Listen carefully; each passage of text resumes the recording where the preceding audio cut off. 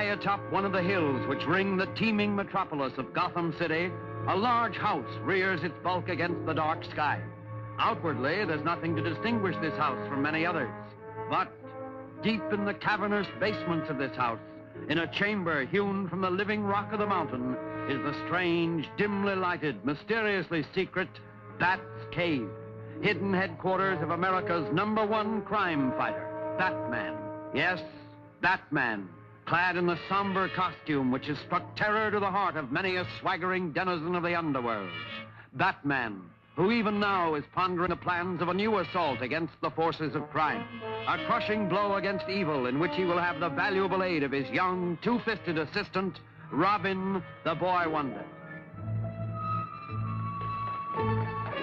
They represent American youth who love their country and are glad to fight for it. Wherever crime raises its ugly head to strike with the venom of a maddened rattlesnake, Batman and Robin strike also. And in this very hour when the Axis criminals are spreading their evil over the world, even within our own land, Batman and Robin stand ready to fight them to the death.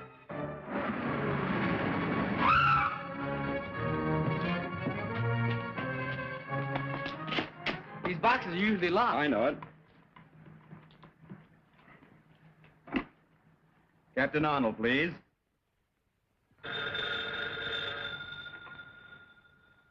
Captain Arnold speaking. I have a nice little package for you. You'll find it at the corner of First and Maple. Heavily. Yeah, what's doing, Captain? It's the Batman again. He's at the corner of First and Maple. And this time, I'm going with you. Calling car 67. 67. That's us. Go to First and Maple. A702. I'm warning you. Dr. Decker will make you regret this. Shut up! Dr. Decker? Who's that? Never mind. You'll find out. Let's wait around and see Captain Arnold's face when he gets here. No time for that. Don't forget, I've got a date. Let's go.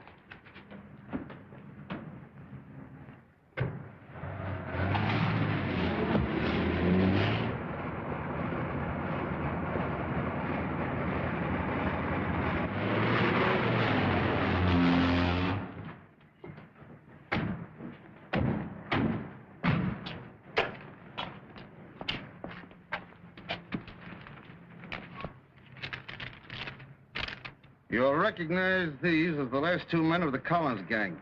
I know you've been looking for them for some time. They're Batman. P.S. The keys to the handcuffs are in this one's pocket.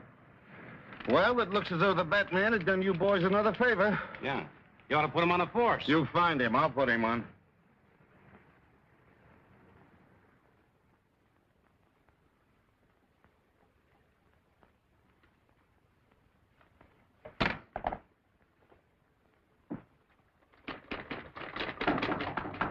Come in.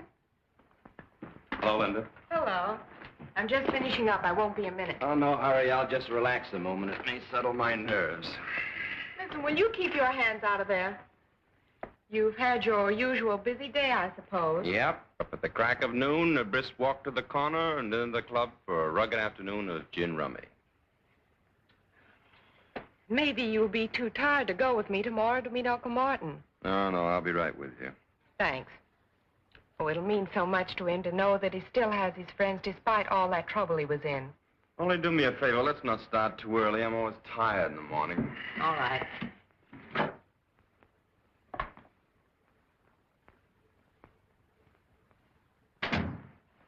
You're liable to carry that masquerade too far. Think so? Yes, I do. Why don't you let her know who you really are instead of letting her think you're just a good-for-nothing playboy? Well, if she knew I was the Batman, she might worry. Not that she cares anything about me. Besides, on account of our special assignment from Uncle Sam, our success depends on keeping our identity a secret. And suppose she asks you about your status in the Army? Well, I always tell her I'm a 4F.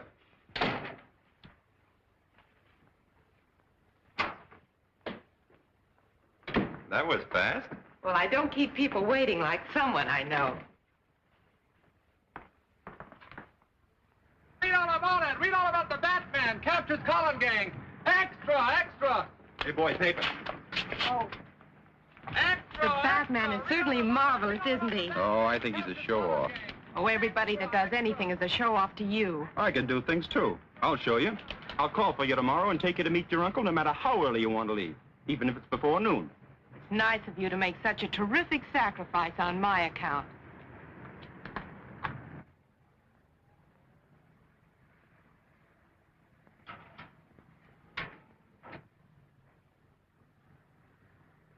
That looks like Warren. Yeah, that's him. My old cellmate.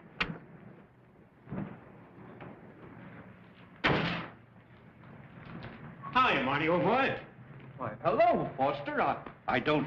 I know. You didn't think your old pal would remember you, did you? Well, I'm expecting my niece to pick me up. Your niece? Oh, sure, I know.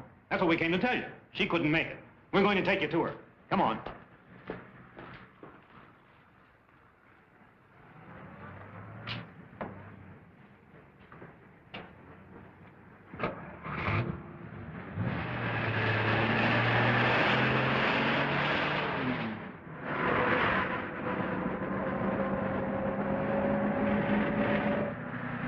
That looked like my niece in that car.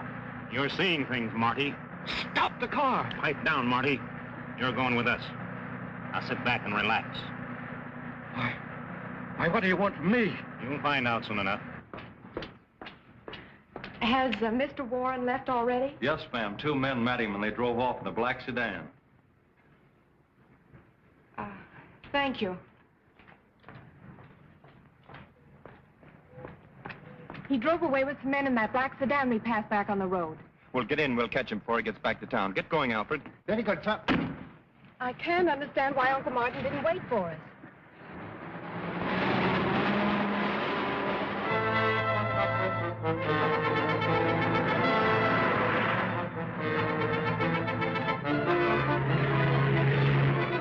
Hey, that car with a dame in it's right back of us. Step on it. We'll see if they're tailing us. They're speeding up, sir. Drive a little faster, Alfred. They're trying to lose us. I have a strange feeling that Uncle Martin is in some kind of trouble. They're gaining on us. Can't you get any more speed out of this jalopy? Do you think we can catch them? Sure, but I hope we catch them before some speed cop catches us. They're out of sight. Release the gas and make the change.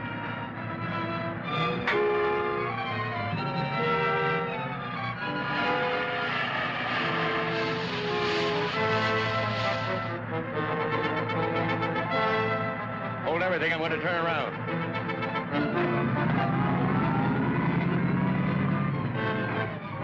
Here they come.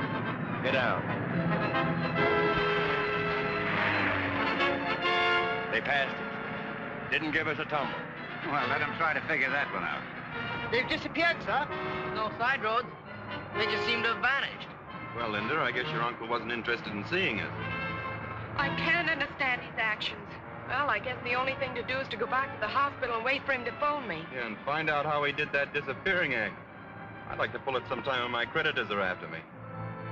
This was part of a foreign land transplanted bodily to America and known as Little Tokyo.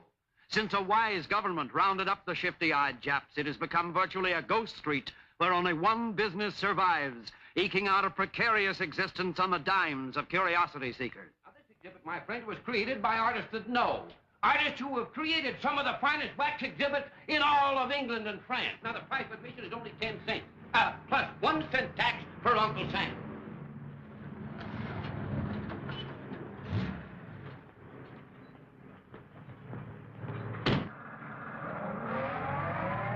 Not going to have any trouble with you, Marty, are we? Not only entertaining, Now you're being smart. It's educational. All right, gentlemen, right up these steps. And if when you come out you don't say it's the greatest exhibit you ever saw, I'll refund your money. All right, folks, who's next? Just a minute, folks. I know you two want to ride alone.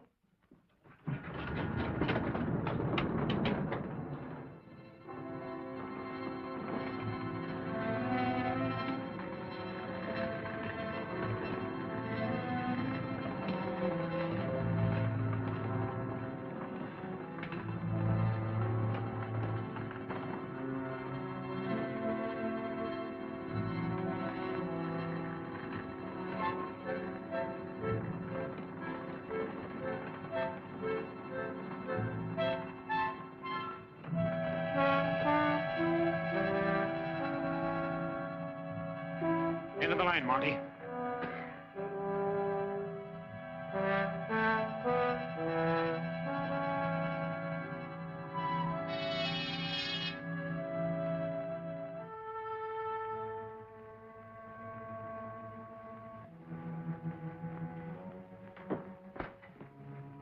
Come in, Mr. Warren.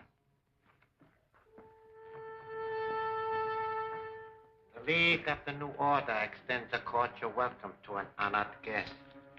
The League of the New Order? Yes, a group of men, all of them dishonored like yourself. I'm not a criminal. I was convicted, yes, and sent to prison. But if the truth were known... The fact remains that you have been dishonored. Exactly like our friend Mr. Fletcher here. An excellent architect, brilliant engineer, except that some of his buildings did not quite come up to specifications. May I also present Mr. Marshall, Preston, and Wallace. Now, they are... What do you want of me? I am Dr. Decker, humble servant of His Majesty Hirohito, heavenly ruler and prince of the rising sun.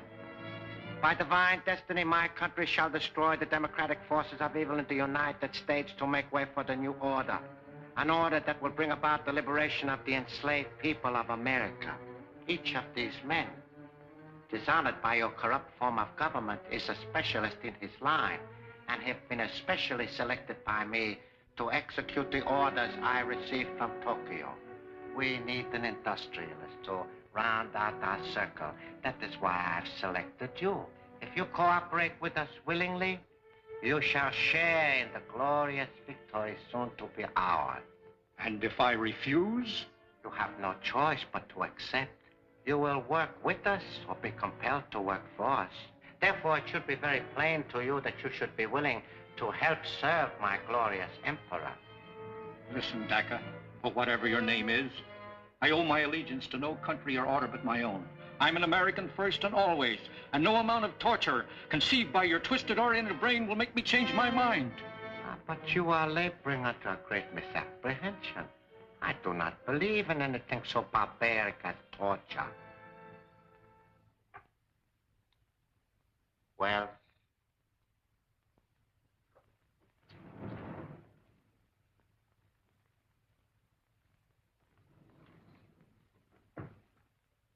Bob! Your former partner. He was our first choice for the position you are about to assume. Unfortunately, he too attempted to resist the inevitable. Bob, old man. Don't you know me? What have you done to him? Deprived him of his ability to think. I have converted him into a zombie. He can only act as I direct.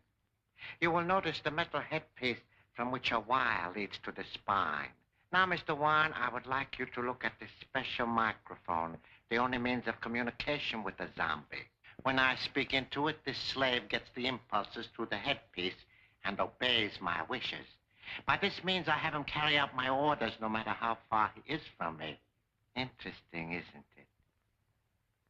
Wells, return to your station.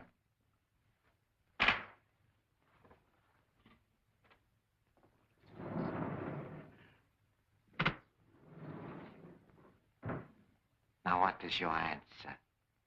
It's still the same. Marshal Foster, take him to my electronic laboratory.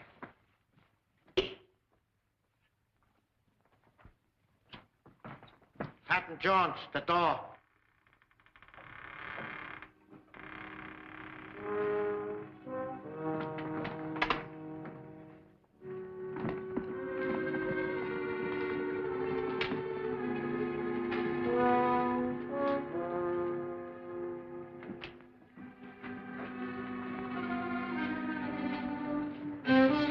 I'm not going to destroy your brain at this time because you have information which I must have while you still have your memory.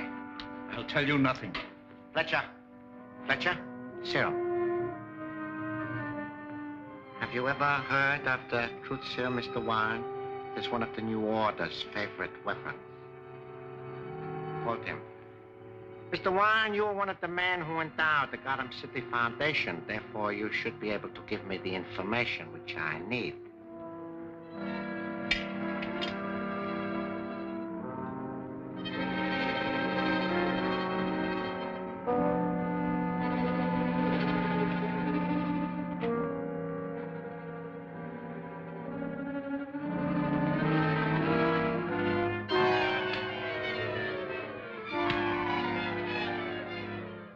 How much radium have they on hand at the Gotham City Foundation? Several grams. Where do they keep it? In the safe behind the picture in Dr. Boyden's dispensary. Do you know the combination? No, I do not. Preston, lock him up.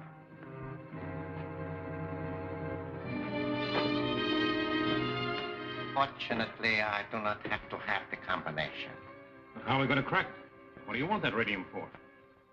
I will show you. Captain Jones, the block.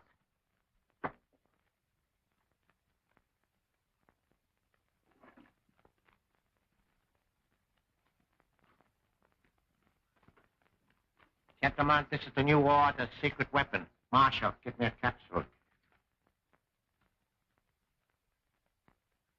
This weapon employs an infinitesimal amount of radium. It is a small yet deadly forerunner of the atom smasher, which, when perfected, will smash anything that lies in our way to victory. Allow me to demonstrate its destructiveness.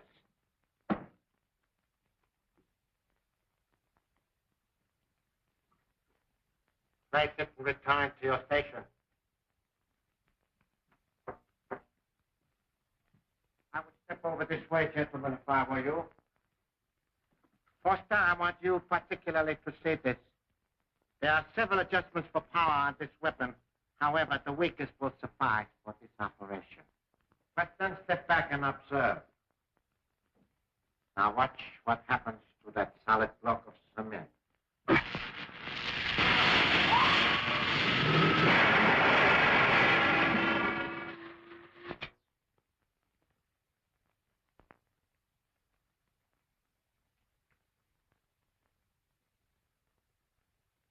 Gentlemen, this block was originally concrete.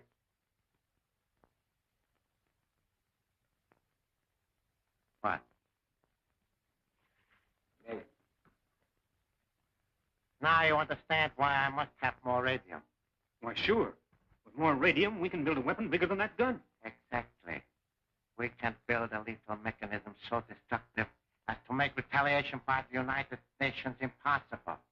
However, this weapon will suffice to open the safe at the Gotham City Foundation. And I am giving you that assignment. We've been back over an hour and he hasn't called yet. Oh, don't worry about your uncle. I'm sure he'll call you sometime today and explain why he didn't wait for us. Maybe he's in conference or something. If you'd gotten up a little bit earlier this morning, we would have been there in time to meet him.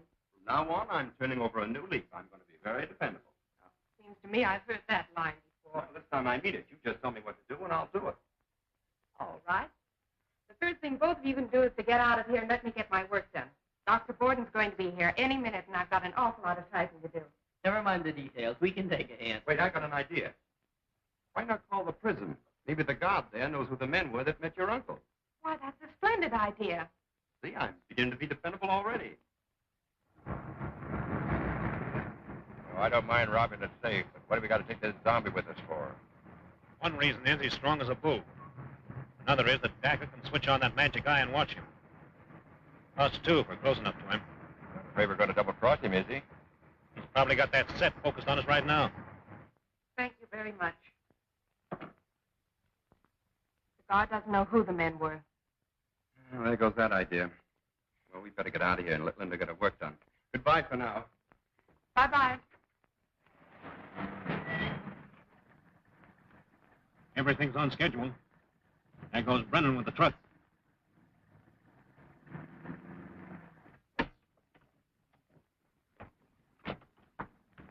Look, that's the car we were chasing this morning.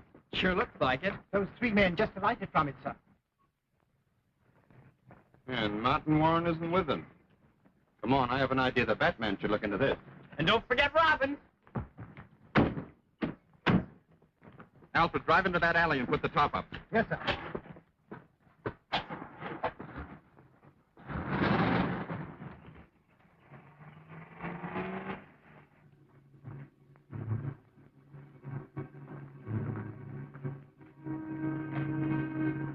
Dr. Borden, this experiment.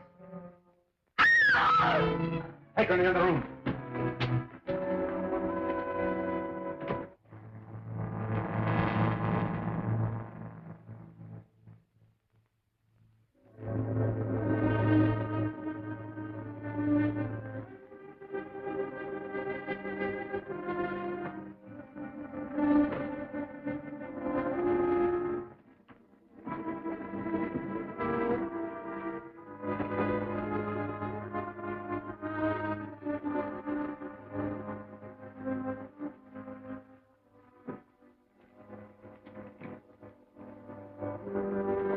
What's going on here?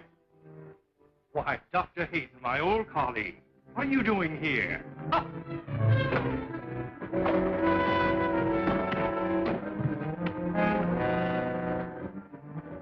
The laundry bag. Get something to stuff it with. Right.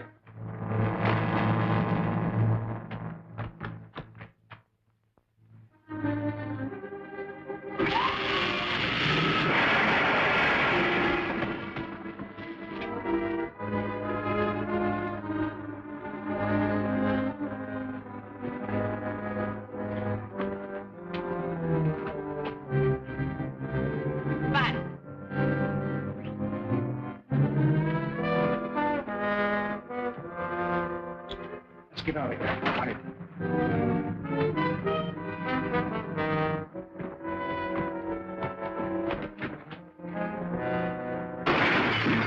The Batman!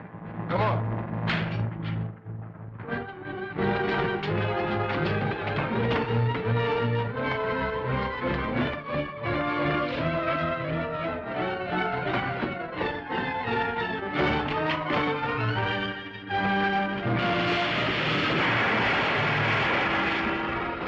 Get him.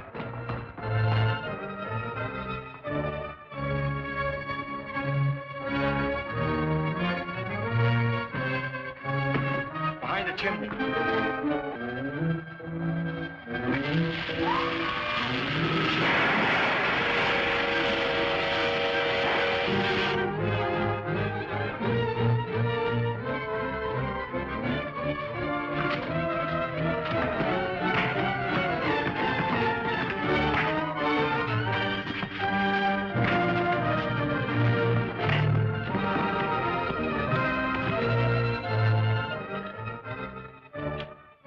Marie, get the police here quickly.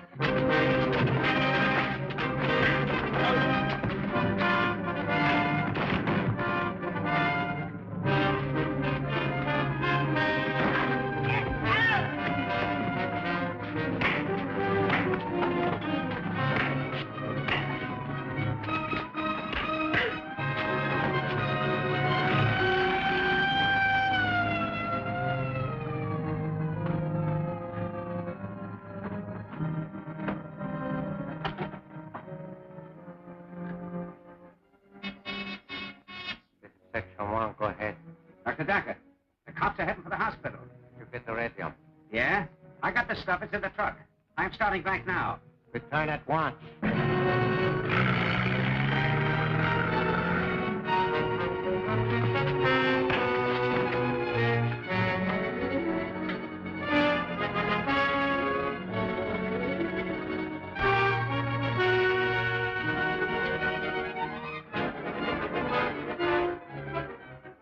Head and leave the roof.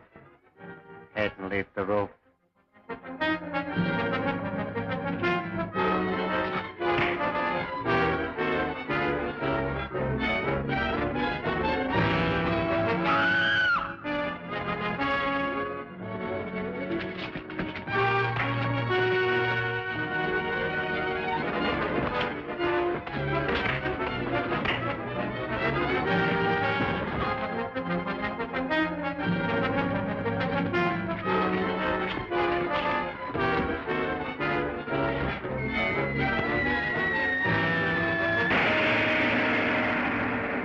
Dakota, the sinister Jap spy, believes Linda knows the whereabouts of the powerful radium gun. And what about Linda? Can she escape his evil clutches? Don't fail to see The Bat's Cave, Chapter 2 of Batman at this theater next week.